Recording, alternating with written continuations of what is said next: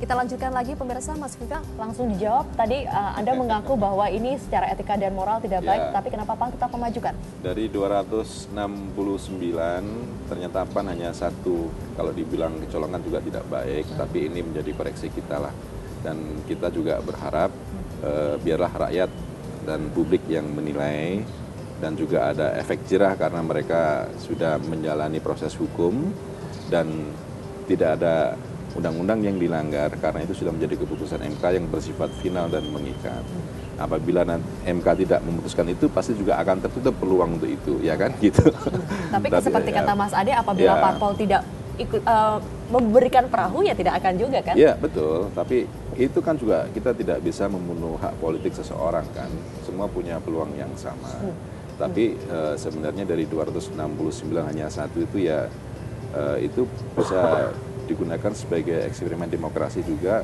Kita lihat apakah masyarakat itu persepsinya bagaimana terhadap mantan napi, terhadap tersangka.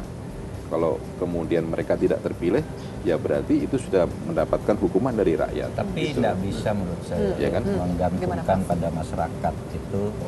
Oleh sebab itu benteng moral itu mestinya dikawal oleh parpol, oleh lembaga-lembaga negara. Karena begini, catatan saya aja waktu saya jadi ketua MK, orang jelas-jelas sedang di penjara tuh bisa terpilih. Itu mohon di Papua, sedang di penjara. Jadi rakyat tuh milih, maaf yang bayar. Nah kalau begini pikirannya, udahlah kan rakyat nilai sendiri kan gitu. Itu kalau nanti yang calon itu kebetulan uang hasil korupsinya masih banyak, itu bisa dibayarkan untuk itu, rakyatnya tetap milih.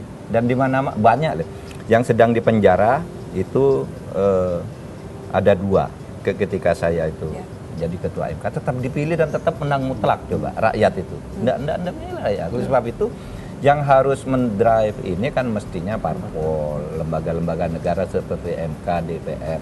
Oke, MK pernah membuka waktu zaman saya itu kan dulu tidak boleh. Lalu ada kasus, memang kasihan sekali, orang bernama Dirwan Mahmud.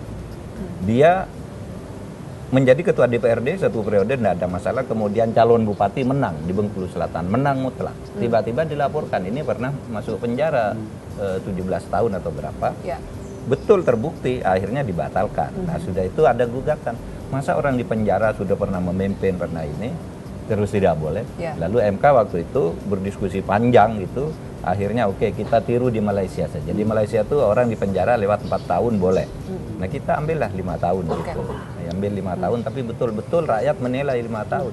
Nah sekarang ini saya tidak berani menggunakan istilah progresif seperti Bung Viva tadi. MK progresif. Menurut saya beda, liberal dan progresif itu beda. Ada perbedaan yang jelas itu terlalu liberal menurut saya. Terlalu liberal. Ya bahasa halusnya liberal progresif lah. Mas Ade mau menambahkan pernyataan dari Prof. Mahfud? Justru sebaliknya yang dilakukan oleh partai dengan mengusung kandidat mantan napi ini, pendidikan yang buruk kepada rakyat. Tapi katanya tadi bisa jadi eksperimen politik juga. Iya, rakyat jangan jadikan eksperimen ya. Mestinya partai membimbing rakyat ini loh.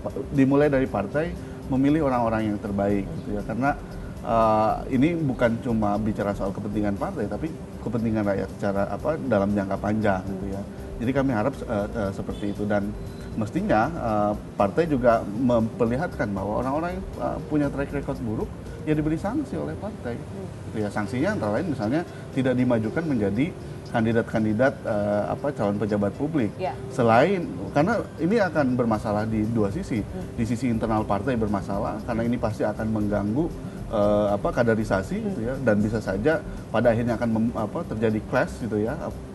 Gesekan di partai gitu ya. Orang-orang yang memang punya komitmen, punya kemampuan, tapi karena nggak punya uang akhirnya tidak pernah maju. Bisa gitu saja satu yang dari PAN itu justru bisa membuat kita masalah, bisa lihat ya? kan sekarang muncul banyak konflik di partai menjelang pemilu kada ini, karena kami sih curiga antara lain karena faktor itu.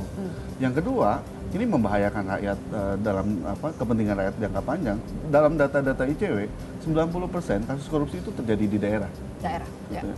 Dan faktor kepemimpinan dalam hal ini kepala daerah ini memerankan peran yang sangat penting gitu. Kalau kemudian kepala daerahnya coba-coba seperti istilahnya Mas Viva tadi, ya bisa saja misalnya ketika dia terpilih karena dia punya uang gitu ya dia akan melakukan hal yang sama gitu. Dan korupsi akan makin menjadi di daerah, dan saya kira ini yang sangat disayangkan. Gimana tuh Mas Viva? Eksperimen Ya, politik jadi, tapi ini membahayakan juga betul. bagi rakyat. Saya melihat begini, ini fenomena yang menarik, sudah divonis penjara, tetapi menang di dalam pilkada, ya kan? Ini kan sesuatu yang menarik. Ya. Kalau menurut ukuran saya, Prof, tidak semata-mata soal uang, karena kami menyadari masyarakat itu juga punya kesadaran politik dan dia mampu untuk memanage partisipasinya.